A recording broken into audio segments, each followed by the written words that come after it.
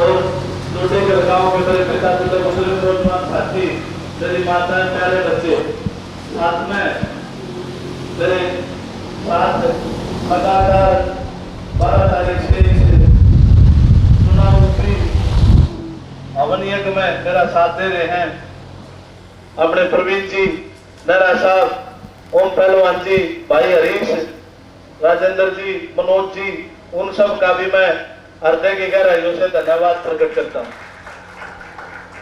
आज आपके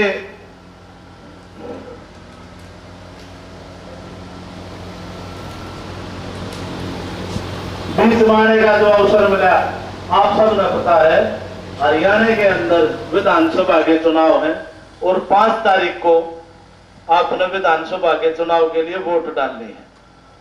हम आपके पास इसी दौर में पहुंचे हैं वोट की अपील करने, वोट की प्रार्थना करने। आपके बीच मेरी तरह वोट की अपील करने, वोट की प्रार्थना करने हर पार्टी का प्रत्याशी आया होगा, लेकिन सबसे बड़ी सोचने की चीज है कि आपकी जो ये वोट है ताकत क्या है। सबसे पहले इसके अधिकार क्या है, इसके मूल्य क्या है। आपकी वोट का मूल्य अगर है तो आपके हल्के का विकास, आपके घर में, आप परिवार में जो युवा बच्चे हमारे जैसे, उनके लिए रोजगार का साधन, आपके जो छोटे बच्चे हैं उनके उज्जवल भविष्य के लिए अच्छी शिक्षा की व्यवस्था, हमारे गांव में, शहर में, कस्बे में अच्छी स्वास्थ्य की जो सेवाएं हैं उनकी व्यवस्था, किसान की आय कैसे दोगुनी हो उसकी व्यवस्था, मजदूर की आमदनी कैसे बढ़े उसकी व्यवस्था, और ये वोट रूपी जो आपकी ताकत है, इस ताकत से बड़ी ताकत इस हिंदुस्तान के संविधान में कोई भी नहीं है। ना किसी नेता की, ना किसी मंत्री की, क्योंकि वो नेता और वो मंत्री आपकी वोट की ताकत से बन के जाते हैं। आपको सोचना है, आपको समझना है कि आपकी वोट का हकदार कौन है। अपील सब कर सकते हैं, लेकिन सोचने की चीज है कि आपकी वोट का हक किस व्यक्ति को, किस पार्टी को और किस कारणों से है। तो इन्हीं चीजों पर मैं कुछ बातें आपके सामने रखूंगा, क्योंकि चुनाव का समय है, वोट का समय है, तो बात करेंगे वोट की ही। आपके बीच लगातार 30 साल से कांग्रेस पार्टी के प्रत्याशी भी आपसे वोट मांगने आते हैं।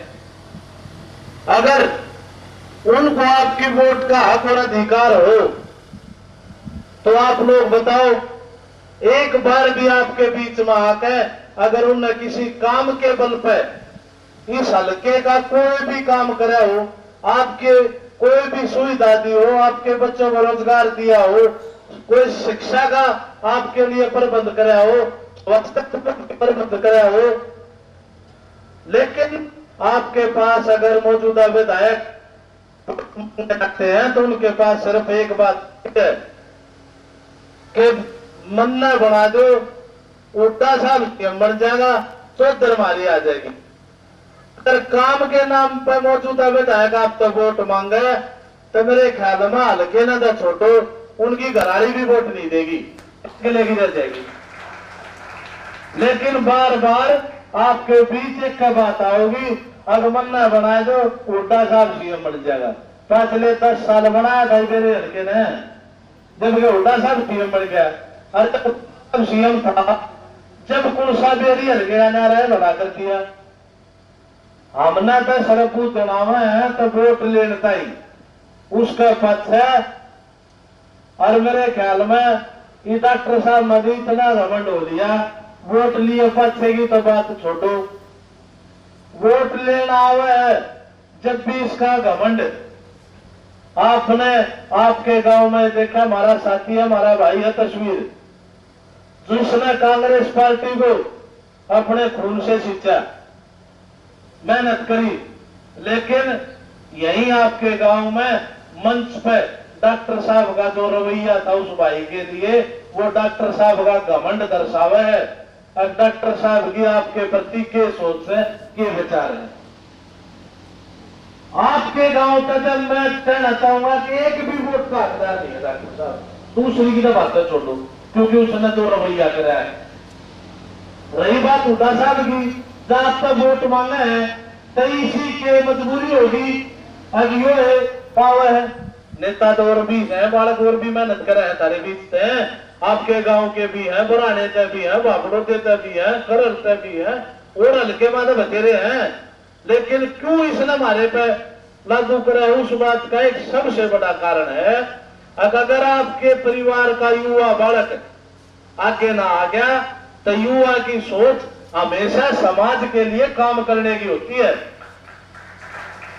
अगर युवा आपके बीच आओगा तब वो आपके भले की सोचेगा। जो इन नेताओं ने पसंद नहीं, इन नेताओं ने पसंद है जनता का खून चूसो, जनता थारे कवाड़ खड़काएगा, जनता थारे तरपाई रहे। इस तरह न कुछ अच्छा नहीं लगता, इतना अच्छा लगता है तो उस नाड़क का इस देश के कुछ पूंजीपति लोग हैं, उनकी झोली में ठोकर डाला। आप लोगों ने एक बात और बता दूं, आपका गांव कोच्चि, दांदनाड़, छोची, बराड़ा, इन गांवों में मेरे जो युवा साथी है, मेरे चाचा था, उनने मेरा भी होगा फ्री जोन था आपकी जमीन का।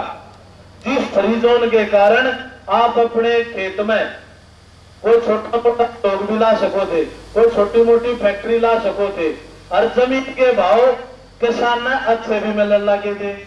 उसके साथ साथ फैक्ट्री आने लगी थी, आपके बड़का ने काम धंधे मिलने लगे थे। कोई भरत का काम ले रहा था, कोई लेबर का काम ले रहा था, कोई टीम लाने का ले रहा था।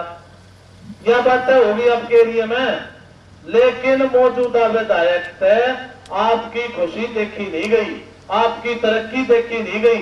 जब डॉक्टर साहब आना हो तो बेशक पूछ लियो, और जब नाटे तो अपने बेटे ने जरूर बता दियो।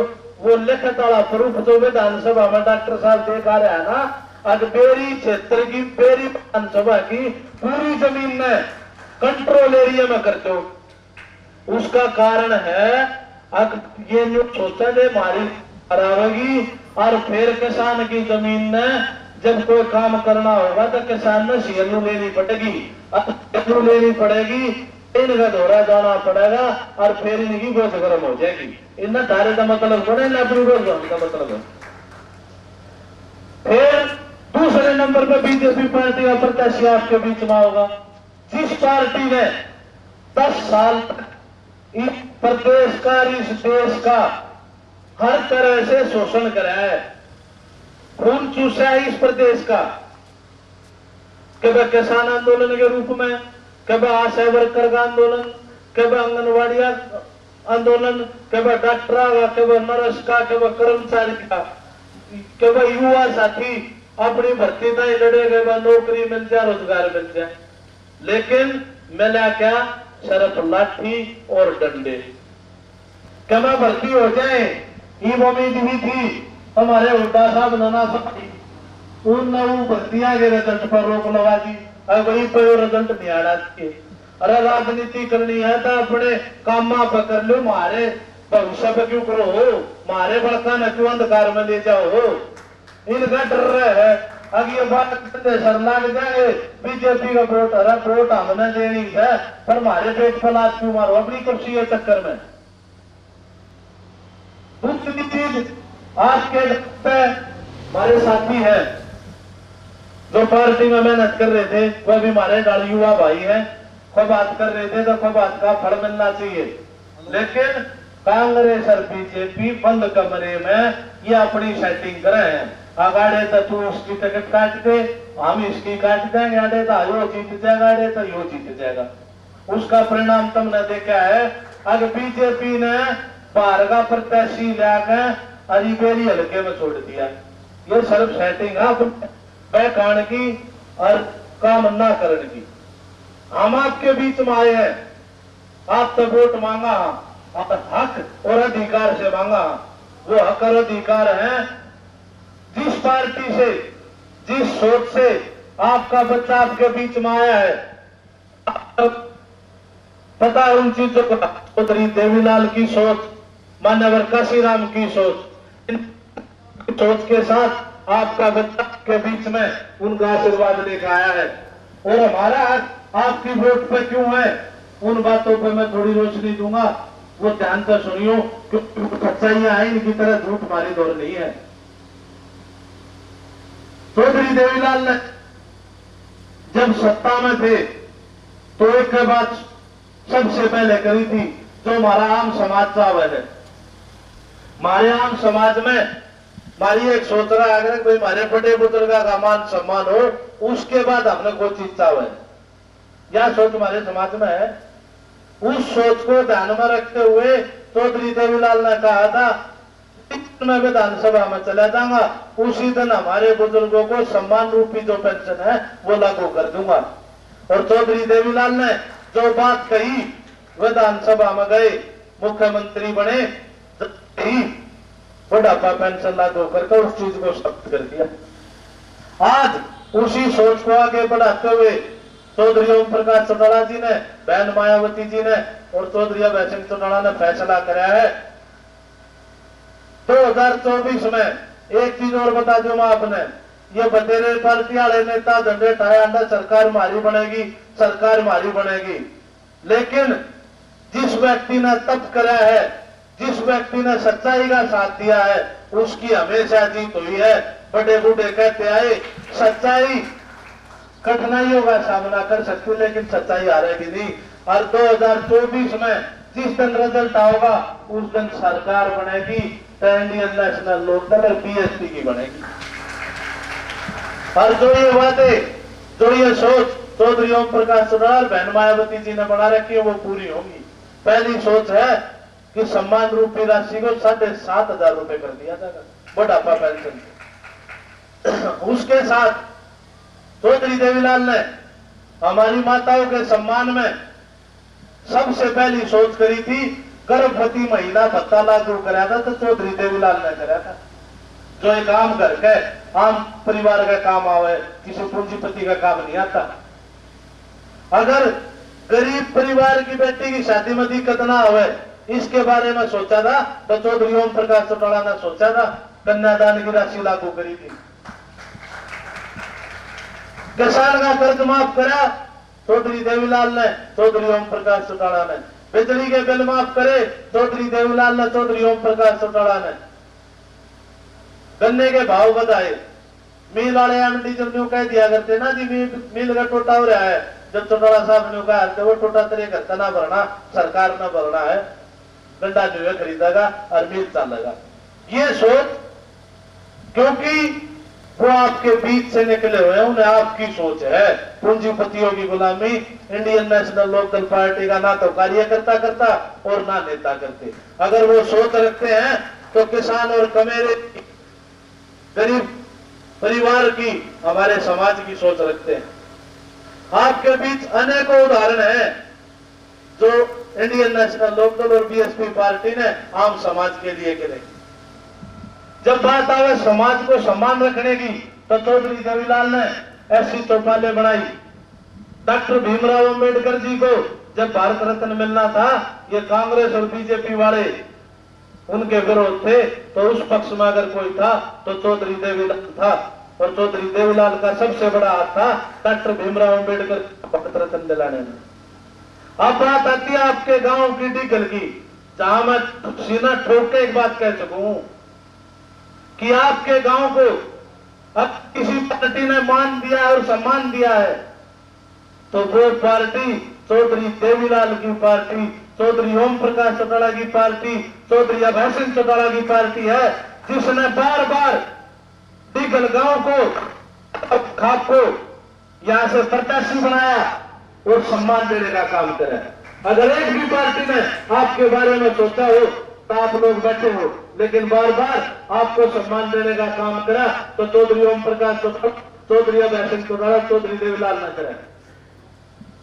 इस बात को मैं आपके बीच ठोक के कह सकता हूं, 2 साल पहले यही बाबा मौजमा में चौधरी अभय सिंह चौटाला जी आए थे और हमारे खाप के प्रधान जी ने चौधरी साहब का एक बात रखी थी, अगर जी हमारे गांव में चोरी आया कॉलेज खोल दो, अगर आपका ध्यान होता है। इसी दादा मौजमा की बात है, जब चौधरी अभय सिंह चौटाला ने कही थी माइक बंद कर दिया था, माइक लेकर आओ, जब कही थी भाई जमीन तम दो, जिस दिन जमीन दे दोगे उस दिन ईट और करेसर के ट्रक आने शुरू हो जाएंगे और उस सारे कॉलेज की नींद करी जाएगी। उसके बाद परिवर्तन पद यात्रा में चौक पर जो नेता जिन तमोलाने दो हो अब काम ना करते, पहला नेता था जिसने टीकल गांव को लाना दिया था, अब आज फिर आ गया मैं, आज फिर कहूं अब वो जमीन दो मैं कॉलेज बनाऊंगा। और आज उसी सच्चे नेता का सच्चा सिपाही आपसे वादा करता है 2024 की सरकार इंडियन नेशनल लोक दल की सरकार बनेगी और जिस दिन सरकार बनेगी उस दिन गांव के अंदर सबसे पहली ईंट लगेगी तो आपके कॉलेज की लगेगी, जो आपका बेटा और चौटाला साहब का सिपाही आपसे वादा करे। जिस पार्टी ने हमेशा गरीब के